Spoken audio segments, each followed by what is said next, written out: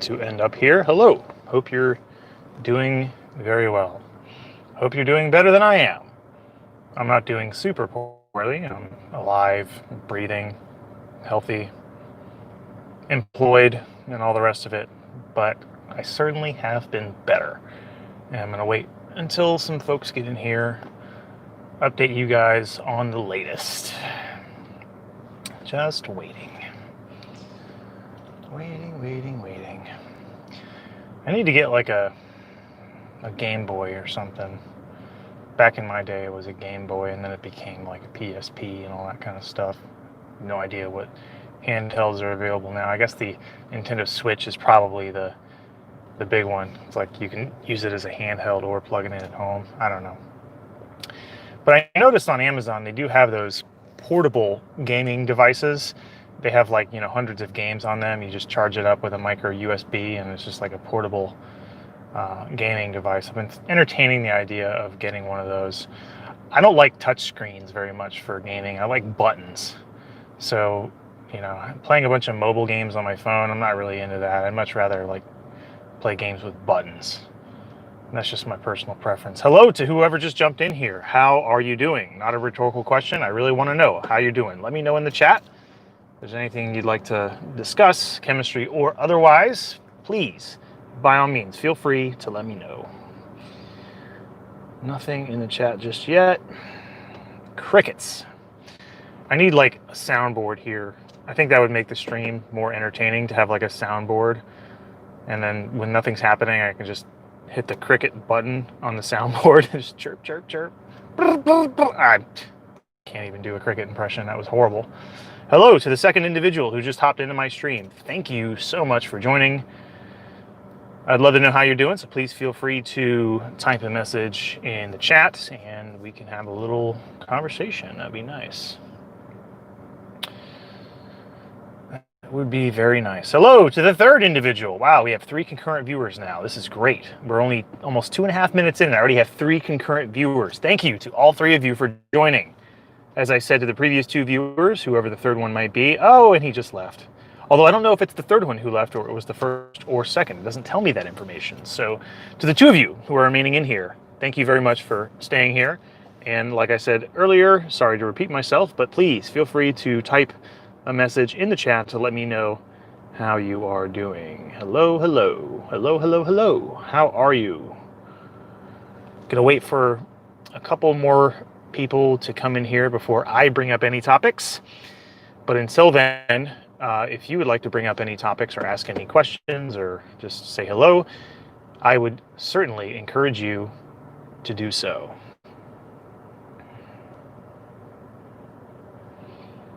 Nothing. Absolutely nothing in the chat. Okay.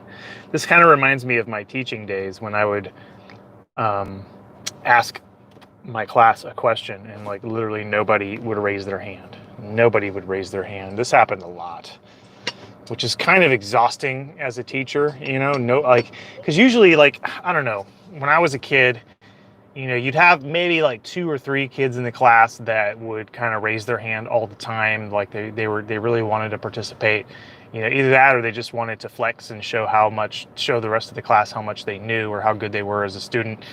But some classes that I taught when I was teaching high school, I would literally get like no hands in the air. Nobody wanted to answer the question. Nobody wanted to take a crack at it. It was, you could cut the apathy with a knife.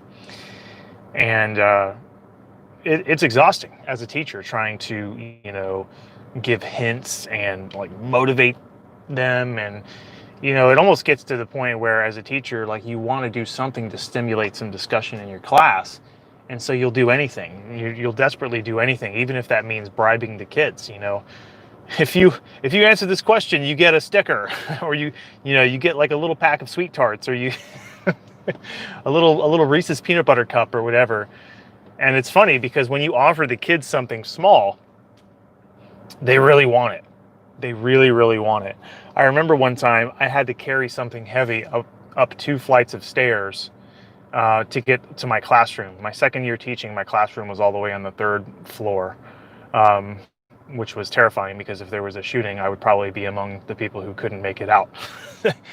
Anyway, there was this one time where like I had a couple of like loose, extra dollars, in my wallet, and the kid, like there was a bunch of kids coming, just getting off the bus, and of course none of them offered to help me. Clearly, I was like struggling to lift all this stuff, heavy stuff, up these 2 flights of stairs, until I just shouted out in the middle of the crowd, like, "Hey, first person to come help me lift all this stuff up to the top gets $1." And it was like, I don't know. I'm trying. It was like, a pack of wolves just just pouncing on a piece of prey. They all wanted to help me out to get that dollar. So it was pretty interesting. You offer up something small as a teacher, and kids really, really want it. I used to do that. Another thing that I used to do when I was teaching was I used to tell the kids, the first person to help me find my car keys, because like I would be walking around the classroom all the time, and I would leave my keys. I just have a bad habit of leaving my car keys places where I can't find them.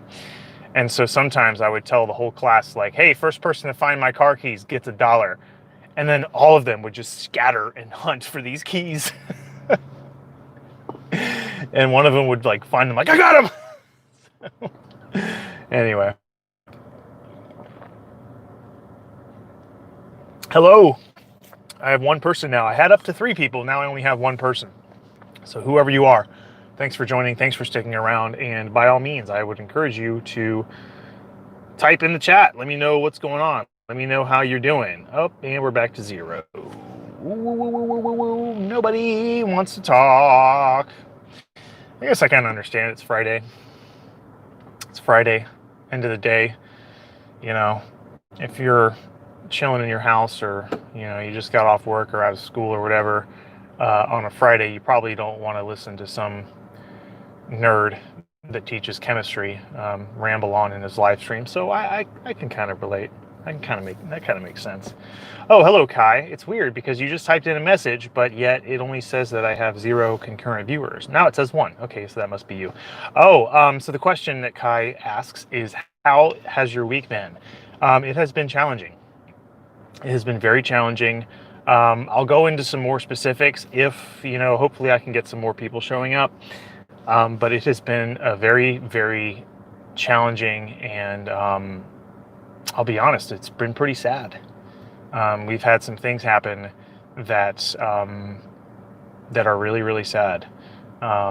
Again, like I wanna spill my guts and tell you the specifics, but I don't want to have to repeat myself in the event that more people show up. I don't want to have to reinvent the wheel, so to speak. Kai says, same. Lost nearly 4K on the stock market. Oh, I'm sorry to hear that. I'm very, very sorry to hear that. Are you like a day trader? Like, do you like do those like high risk sort of investments? I don't really know much about trading and investing and stuff like that. I have a Roth 401k at work. My company matches up to 6%, so that's been pretty good. There's a little bit of a downward turn, with all the coronavirus stuff, but it didn't take long for it to just yodel its way right back up again, so I'm not super concerned about it. Kai says, yep, yeah. Yeah, I'm always wary of any kind of get rich quick scheme. Although I will be honest with you, I do enjoy occasionally gambling. I enjoy playing blackjack. I just like the game. It's just fun for me. I really like to play blackjack. Doesn't happen very often. Over in Myrtle Beach, there's in North Myrtle Beach, there's a casino ship. It's like the only casino in South Carolina, but they take you into either international waters or continental waters or something like that, where once you go a certain distance offshore, you're now suddenly allowed to have a casino on a boat.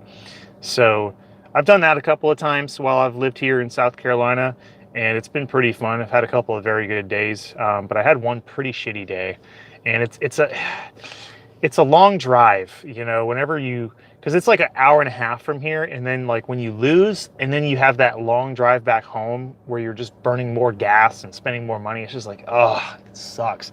But when you win, it's freaking awesome. Yeah, casinos are generally illegal here in South Carolina, but there are like certain loopholes, like I just pointed out. Like, you know, if your casino is on a boat and you launch that boat, you know, a certain amount of miles offshore, then, you know, the gambling legislation no longer applies. So that's how they get away with it here in South Carolina.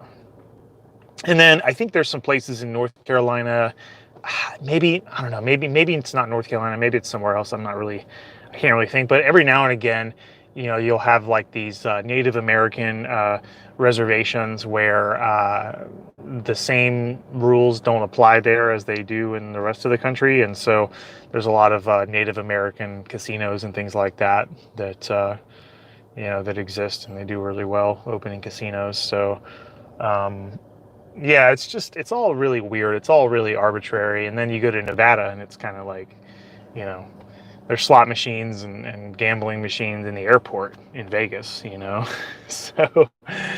So Vegas is fun, man. Oh, I talked about it a couple of streams ago, but you know, I went to Vegas. I flew out on Christmas Day 2016, and I flew back home New Year's Day 2016. So I got to spend New Year's Eve in Las Vegas. I got to see all the fireworks. We actually, shortly before midnight hit, we got to see Elton John perform. And as old as he is, man, that guy is super talented. He's still got it. He is an excellent performer. It was an amazing show. I was in the nosebleed seats, but it didn't matter. You know, it's funny. It's funny because Lady Gaga was at that show. And they had this big screen like behind Elton John and behind the band and all that. And I guess whoever was doing the camera work and the mixing and the, you know, the directing of the like whatever image or whatever video was projected on the screen, they found Lady Gaga in the audience and put the camera on her and showed her on the big screen. And she saw that she was on the screen, and she like blew a kiss to the screen. And then and I didn't know who it was. Like, I don't follow this kind of shit. So my wife told me, like, dude, that's Lady Gaga. I'm like, oh, okay. And then out of nowhere, this dude just literally jumps from the balcony. He's like in the balcony, and he jumps off the balcony to like rush over to try to meet Lady Gaga. And she has like 3 dudes. She has like a security detail. She has like 3 dudes around her protecting her, 3 bodyguards at all times. And not only that, but like the casino itself, it was Caesar's Palace. They have like ushers and people, and they all just swamped this guy. Like, there was no way he was getting anywhere near Lady Gaga at this Elton John show. So it was interesting. And then Caesar's has like this parking garage that's right next to it. So we got up to the top of the parking garage at Caesar's Palace and watched the fireworks from there. It was pretty cool. I enjoyed it. So Kai asks, do you see yourself moving to Nevada once you retire? Probably not. I think it's a cool state, but you know, it's not just me, it's my wife too. Nevada is a landlocked state. My wife likes beaches, although Nevada does have some really like nice lakes, like Lake Mead, which is like the big lake that's near Las Vegas. There's all kinds of cool stuff, you know, like fishing charters, and you know, you can like jet ski and do all kinds of cool stuff on Lake Mead. Yeah, I mean, and I also like, you know, I like sort of the attitude of like Nevada. Like I like the policies there. Like I like the fact that, you know, there's more freedom there.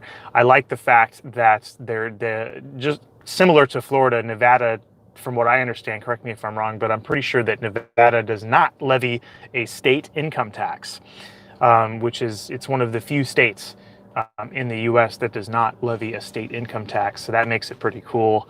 And also, like, Nevada has some beautiful landscapes. I mean, when we were in Vegas, we went to it's called a Red Rock Canyon State Park. And oh man, it's gorgeous. Like some of those landscapes, those western dry landscapes with like the beautiful like rock formations and stuff like that. Like it's pretty cool. It's definitely very foreign to what I'm used to, which is like in this, southeast United States, lived most of my life in Florida where, green vegetation just takes over everything. So yeah, I really like Nevada, but in all likelihood I will probably never live there.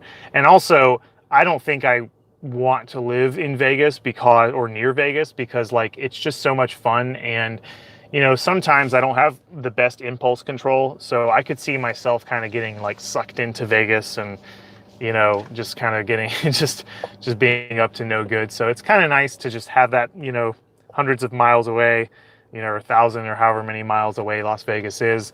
So I could fly out there when I want to and, have a good time and then just come back and live my normal family-oriented life again. I do plan on going to Vegas this December. My older brother is getting married and I want to take him to Las Vegas for his bachelor party. So hopefully, I know they've just recently reopened Las Vegas, like, everywhere, like they're all open now. They do enforce like mandatory masks everywhere. But I mean, I don't know. Personally, I just don't think I could really like have a great time. Especially if I were to drink alcohol and I'm constantly like breathing and like just feeling my own warm breath on my face. I don't think I would have like the best time in that kind of environment wearing a mask. So hopefully, I hope that they lift the mandate. I hope that they allow people who don't want to wear a mask not to wear a mask. Of course, anybody who wants to, I'm all for it. Do whatever you want. But I hope that they don't get too crazy with that. Hey, I made it. I don't know what that means. What does that mean? Oh, it means you arrived in here. For some reason, I thought you were, because Kai sent me like the last 4 messages, and Ibrahim Iftikhar just dropped in and said, "Hey, I made it. Hey, man, I hope you're doing well, dude. How's it going? How are you doing, man? Thank you for joining me again. I really appreciate your continued engagement and continued support."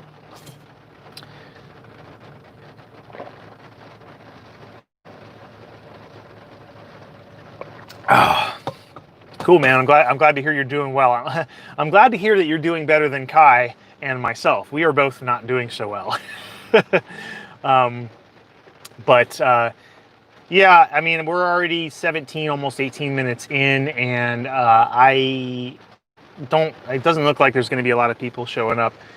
So I'll go ahead and tell you what's going on. Ibrahim says, my uncle recovered from COVID. Oh, that's fantastic news. Fantastic news, man. Very, very cool. Kai says, you've never really explained why you dislike academia. Okay. Yeah, I can elaborate on my dislike for academia. Sure. The main reason why I don't like academia is because it isn't market driven. It's not like a private business where, you have these customers, and in order to survive as a business, you have to do whatever you can to satisfy your customers more than any other business. There's competition, it's a market driven environment. In academia, there's a lot of force. For instance, I studied chemistry. I started out as a biology major. I switched my major to chemistry, but yet I still had to take a bunch of classes that were not even remotely relevant to my major, right? And if I had the choice, I would rather just take the classes that were actually relevant to my major instead of being forced to pay tuition on stuff that I'm never going to use and have no interest in learning. At least, I mean, I don't have any interest in paying for it. If I want to learn that stuff, I'll hop on YouTube and maybe find some other person who does lessons or tutorials or something. But I don't want to have to pay these exorbitant tuition rates to satisfy these gatekeepers so that I can get my foot in the door and get a degree. Another thing that I noticed when I was in college was I looked at my tuition, I forget what it was, what it's called. It's like the tuition schedule or the, oh man, I can't remember. Just the, basically like the itemized breakdown of all the stuff that I was being charged for. And one of them, it was a few $100s per semester. It was called differential tuition. And I didn't know what that meant. It was like, I'm paying like $350, $400 for differential tuition. It's like, what is this? So I looked it up. And what I found was that differential tuition is basically like a fudge factor. It's some majors are more profitable than other majors. So if you're like in engineering or like the natural sciences or like, anything pre-med or something like that, like those majors attract more funding to the university. Other majors like the humanities, liberal arts, underwater basket weaving, you name it, those are not as profitable. And so what differential tuition is it's basically charging the students who are taking these, who are majoring in these more profitable majors, and it's taking their money and subsidizing the majors that aren't as profitable. It's just like a forced transaction. You have no say-so. You have no feedback. That's my problem with academia. It's like, it's fake. It's not market driven. Academia, you ever watch that show Bar Rescue with John Taffer, the guy who comes into these bars that are underperforming and losing a bunch of money, and he starts ranting and raving and screaming and telling them everything that they're doing wrong, and he like fixes their bar up for them and tells them how to do everything right? Academia needs John Taffer to just kick down the door and tell everybody, shut it down! That was his like famous his famous like catchphrase, shut it down! And just tell, like you should do this more efficiently. But they have no incentive to do it more efficiently because they get paid no matter what. They also are in bed with the federal government, who historically have been subsidizing student loans, keeping the interest rates low, making it more attractive for people who, to be honest, shouldn't be going to college to go to college, which increases the demand, right? If you increase the demand of something and the supply stays relatively fixed, then the price will go up. Increased demand, supply stays the same, price is going to go up, right? So you pump out all this demand, and then you look at all these statistics down the road where almost half of college students don't even finish, and they end up with just thousands or tens of thousands, or in some case, hundreds of thousands of dollars worth of student loan debt that they can't pay off, and that they don't have enough skills to get a job in which they'd be qualified enough to earn enough to really pay it off in a reasonable amount of time. Now, those are just a couple of things off the top of my head, but I think that adequately answers your question about why I dislike academia. Kai says, I'll be heading to med school sometime next year, and I still don't know why I had to take music elective classes in my senior year. Exactly. Yeah, that's the exact point that I'm making here, right? Wouldn't you rather just take the classes and pay just for the classes that apply to moving you forward to becoming a practicing doctor? Why are there all these unnecessary gatekeepers?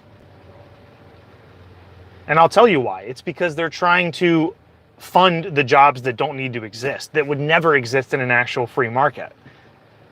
So, I did it. I went to college. I jumped through the hoops. I got my degree. But that doesn't mean I like it. And, if you want to become a doctor, if you want to become a lawyer, if you want to become a pharmacist, then, you have these hoops that you have to jump through. You have to satisfy these gatekeepers. So, yeah, that's basically my thoughts on the current state of academia. And, luckily when I graduated, it was like just before all of this video should be named Americans Complaining About American Education. Yeah. Luckily, when I finished college, I graduated like shortly before all of this like social justice warrior, like safe spaces, microaggressions, all this kind of shit started hitting the college campuses. So I was able to kind of dodge that. I mean, it's always been there, but it hasn't been nearly as prolific as it was, over the last, 5, 6, 7 years. So I graduated before then, so I was okay. And also like being in the natural sciences, like being in chemistry. Like, you don't really see a whole lot of, that kind of stuff, in humanities, liberal arts, history. Like, you're going to see a lot of that. You're going to see a lot of leftist indoctrination. But in the hard sciences, it's not nearly as much. I mean, you do have some things with, like, global warming and stuff like that. Oh, the world's going to end and blah, blah, blah. There's a little bit of that, but there's not a whole lot of it. So, if you major in a natural science, physics, chemistry, engineering, and all that kind of stuff, you're pretty immune to all of the distractions that kind of take away from the pursuit of your education. At least that was my experience. So, do you have a theory why the market is incredibly high? Average med school tuition is $400K for residents and $550K for out-of-state residents. Yeah, I can answer that. The reason why is because doctors want to make good salaries, and so they want to put in barriers that keep the poor away. They want to keep the little guy away so that they can keep their industry small, to keep the supply low, and to keep their value and their salary high. Healthcare used to be much, well, you know what, I'm not even going to go on the healthcare rant, but pharmacists, for instance, for a very long time, it used to be that all you needed to be an actual, like, functional practicing pharmacist was a 4-year degree in a bachelor's degree in pharmacy. Like, literally, you go out, you're done with high school, you study for 4 years, and then you might have to do some kind of apprenticeship or whatever, but you're basically a functional practicing pharmacist at that point. Now, see, what happened was a bunch of pharmacists got together and they said, oh, we need to keep our salaries high, we have to keep our supply low, so we're going to invent this degree called the PharmD, which is a doctoral degree that takes, I can't remember if it's 3 years or 4 years. I think it's 4 years, a 4-year degree of pharmacy school that costs like hundreds of thousands of dollars in tuition. I don't think it's as much as a medical degree, but it's very high. And it's not like the pharmacists got together and said, oh my gosh, so many people are dying because these bachelor's level pharmacists are just so inefficient. No, that's not how it happened. The way it happened was they wanted to create barriers to keep the poor away. So, how do you help the poor? Well, you get out of their way. The rich are terrified of the poor because the poor are hungry and the poor are willing to work for less, right? If I'm a kid just out of high school, right, my expenses aren't nearly as high as some guy who's got like a wife and 3 kids and has to pay like $2,000 a month in his mortgage, So if I'm a kid out of high school, like, I can outcompete that guy because I can work for less money. Do you see what I'm saying? So, not sure if you are the right guy to ask this, but any knowledge on why American healthcare is so expensive? Yeah, I actually answered this question in a previous stream. Basically, what it comes down to is again, artificial barriers. Government sticking its nose where it doesn't belong. Insurance companies, they can't sell insurance across state lines for God knows what reason other than just it's an artificial barrier. You have all kinds of regulations that keep people from wanting to start businesses out of the industry, all kinds of barriers for people who want to develop new and improved technology to actually bring their technology to market. In the field in which I work, which is pharmaceuticals, it takes an average of, I can't remember how many, like hundreds of millions of dollars, and on average like 10 to 12 years to bring a new drug to market after you jump through all the FDA hoops. So I think that if the market were left to for people to sort of imagine better ways, more efficient ways of treating people, then I do think prices would drop. But that's unfortunately not where we are. And then also unrelated, you have you have high energy foods are more available and cheaper now than they've ever been. So you have this increase in overeating. You have this increase in America, especially. You have this increase in obesity, which leads to heart disease, which is the #1 killer. It's even more deadly than cancer. You have a situation where I think it's like roughly 2/3 of healthcare problems are lifestyle related. So imagine you're on the same insurance company as somebody who, eats 10 cheeseburgers a day and has a heart attack, and he requires all this medical assistance and all this money, all this resources, to keep him alive, and that's going to make your insurance premiums go up too. So that's another component of it. So it's not just government intervention, but it is a big component of it. Speaking of pharmacy, is big pharma real? As in the conspiracies about them increasing the addiction of drugs? I don't think so. I think in general, pharmaceutical companies aren't trying to do anything other than satisfy customers. And they also, of course, want to be profitable. I mean, I don't know what line of work you're in, but in my line of work, we like to be profitable. That's how you pay your employees. That's how you grow. That's how you're able to satisfy even more customers. So no, I don't think there's like some Mr. Burns from The Simpsons type character in these pharmaceutical companies that's just trying to take over the world. No, I don't think that's what's happening. I am new to the industry, full disclosure, but I don't think that's what's happening. Do you say that because you work for a chemistry lab? Well, hey Kaylee, how's it going? Kaylee says hello.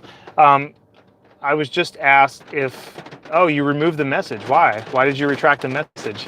No, I don't work for a pharmaceutical company. I work for a third-party company that does research and development for pharmaceutical companies. So companies like Pfizer, Merck, Johnson & Johnson, like all these big pharmaceutical companies, a lot of them they don't do their own research and development.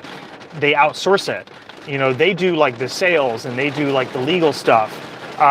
So what my company does, and again, my company does more than just this, but the branch of the company that I work for, what we do is we do the research and development for pharmaceutical companies. We work with them.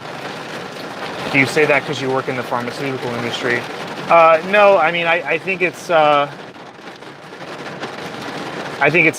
just think it's pretty obvious. I mean, if you're going to make a claim, I'm not saying you're making this claim, but if somebody makes a claim that there's like some evil, diabolical plan, then they need to have like actual substantial evidence to back up that claim, right? And that applies for everything.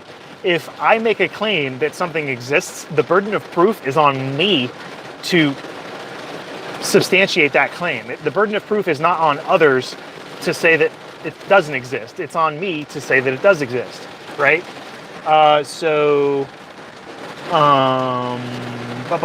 Yash just hopped in, asks, any plans for a PhD? Nope, I don't plan on getting a PhD at this time. Probably won't ever, but I'm always open to possibilities. Kaylee says, I'm a bit under the weather, so that's a bit concerning. Given everything, I hope you and everyone else are doing well.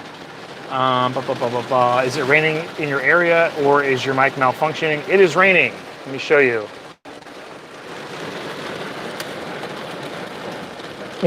I hope it doesn't interfere that much. I apologize for the sound if it is interfering. But we got 4 people in here now, so I think I can go ahead and start telling you about some stuff that's going down. So last week I talked about how we had car trouble. I talked about how we had to pay $7,000 to get our air conditioner replaced.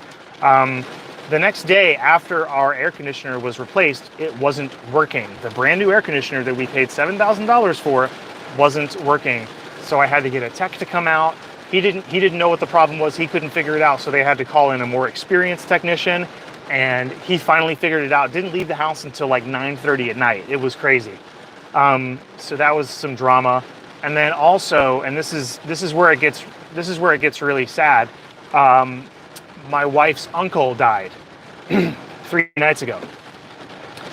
My wife's uncle died. So my wife and my daughter are they've gone back to Florida to help out with anything. It's basically my wife's dad's brother who passed away. Oh, thank you. Kaylee says, I'm so sorry. Thank you. Yeah, he was a really good guy. He was 65 years old, so like not like super young, but he nobody really saw this coming. He didn't seem like a super unhealthy guy, so it was kind of alarming. Abraham asks, by COVID. Yes and no. So let me explain. He was in the hospital with COVID, and unfortunately, he had an underlying heart condition called AFib. It stands for arterial fibrillation, and it was becoming more and more difficult for him to breathe, and so they were transferring him to the ICU, the intensive care unit, in order to put him on a ventilator. And while he was in transit, while they were transferring him, he suffered a heart attack and passed away. So it was kind of like the 1-2 punch of, COVID exacerbated by, I would say AFib exacerbated by COVID. So, it's kind of a shock. He was a nice guy. We had a few things in common. He and I, we would talk all the time. He liked to fish a lot. He was a much better fisherman than I. I mean, he'll catch fish just any day that are like at least twice the size of the biggest fish that I've ever caught. I mean, he's so good at fishing. It's amazing. I think my wife told me at one point he was actually like a competitive fisherman. Like he would actually compete in fishing competitions. So that's, he'll be missed. He was a good guy, kind of had a weird sense of humor, but you can tell he had a good heart. He was very supportive. Anytime my wife had any kind of big event in her life, whether it was like a graduation or anything like that, he would show up. He was there for our wedding. He was just an all-around good guy, and he'll definitely be missed. So right now, my wife and my daughter are hundreds of miles away in Florida. I'm still here in South Carolina, watching my dog and working and this and that. It's been a challenging week.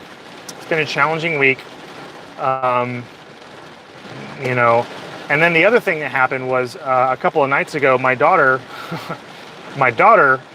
started running a fever. And so, the natural reaction to that is like, oh no, hope this is not COVID and blah, blah, blah. She had a fever. They gave her like Pedialyte and all that stuff. The fever went away. And then last night the fever came back. And then my wife took her to the doctor this morning, and they found an ear infection. They checked her heart, they checked her lungs, like they listened to her lungs and everything. Everything sounded fine. So all signs are pointing to it's just an ear infection. So she's got her antibiotics, and it'll clear up within a couple of days, and she will be fine. So definitely a little bit of anxiety, with times like these, my daughter running a fever, but I've always, kept a pretty cool head about this kind of stuff. Freaking out and not remaining calm doesn't do anybody any good. So I'm really just trying to be supportive for my wife, who is, almost in the third trimester of pregnancy, and she's had to deal with all this crazy stuff happening, right alongside me. So I'm just trying to be there for her, to support her in any way that I can, even if it's from hundreds of miles away, and make sure that she doesn't sort of reach that breaking point. If she did, it would be perfectly understandable. She and I have been through a lot, but I don't know. I don't know. I guess I just tend to be like more level-headed about this kind of stuff, and I try to put a positive spin on things. Like when we have to pay a lot of money for things, it's like, okay, well, this could save us in the long run, or we paid a lot of money, but we learned a valuable lesson. This could save us more money later on. This and that. I'm always trying to put a positive spin on things and stay calm and everything. But yeah, it's been a challenge, but believe it or not, in the midst of all of this, last night I managed to shoot an entire educational video. My next educational video is in progress. I edited it's about a 7-minute video. I edited the first 2 minutes of it earlier today. So I will probably finish it by the end of the day today, and I will probably upload it to YouTube and make it public probably sometime on Monday. I'm trying to strategically upload my videos,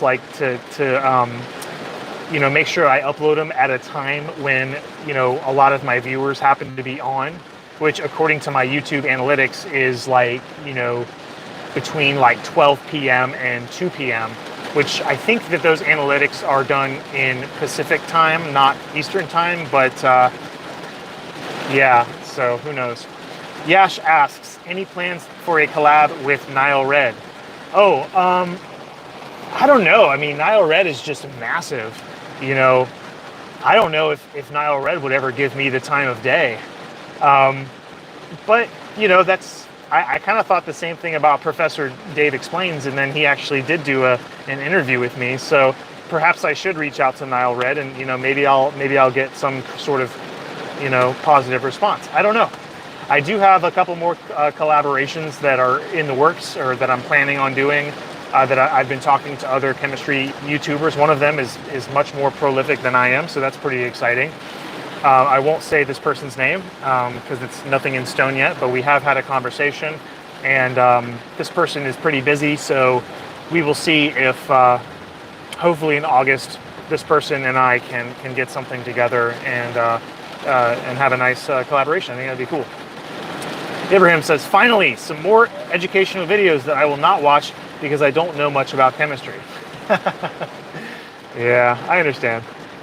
Yash says, let me guess, Tyler DeWitt. No, it's not Tyler. You know, I have talked with Tyler. I've Skyped with Tyler DeWitt in the past on a few occasions. We've exchanged emails and stuff like that, but he's a very, very busy guy. We've talked about collaborating years ago, but you know, unfortunately, it just never happened, or at least it hasn't happened yet. Hopefully we could, because he's a really nice dude, and I would love the opportunity to collaborate with him. I even offered, you know, to fly him out here to, well, back then I lived in Orlando, so I offered to fly him to Orlando in exchange for like a shout out on his channel, to hopefully get some of my exposure up, and then, you know, do some kind of like collaborative demonstration, or do like, you know, like play with sulfur hexafluoride or something like that. You know, wouldn't that be cool if it was like me and Tyler in the same room, you know, doing like a back and forth? Like I think that'd be pretty cool. But he's a very, very busy guy. The last I heard from him, he was doing some kind of microbiology work professionally. So yeah, he's a good dude. It was definitely a pleasure to talk to him for the few times that I did. But no, I don't have any upcoming plans to collab with him. Hopefully somewhere down the line in the future, that'd be nice, but nothing upcoming. All right, so the rain is coming down pretty hard, and I don't want to continue giving a poor audio quality stream. So if you guys have any more questions or anything else you'd like to talk about briefly, now's the time. If you'd like to type it up in the chat, and otherwise I'll be ending the stream and heading inside. Hopefully I can, you know, get inside without getting swept away by all this rain. So, yep.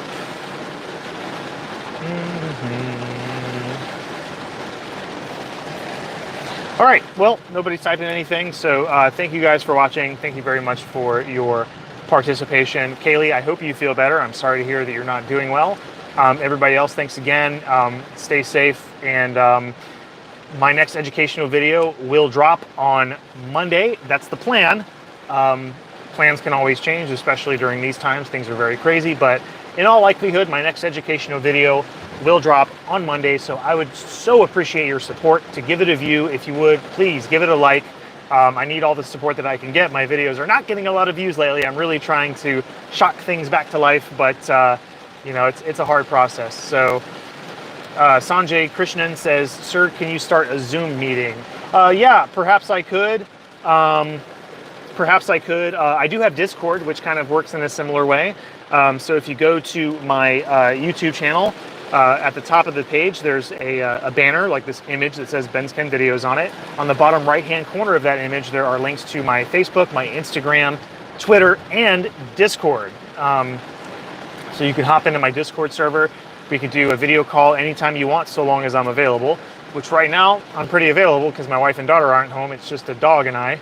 So, so yeah, so Kai asks, so 2 p.m. Pacific Standard Time Monday? Well, no, it would be Pacific Daylight Time because we're in daylight savings.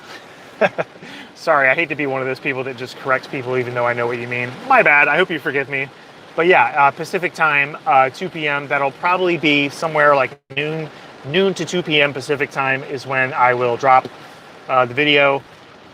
It's on non-polar covalent, polar covalent, and ionic bonds. But anyway, I really do have to get going. So thank you very much for watching. I love you guys. Thank you so much for your continued support. And yeah, leave me whatever feedback you want. You know, hit me up on Facebook, Instagram, Twitter, Discord. I would love to talk to you guys more and get to know you guys more and see what you're all about. All right, take it easy. Bye.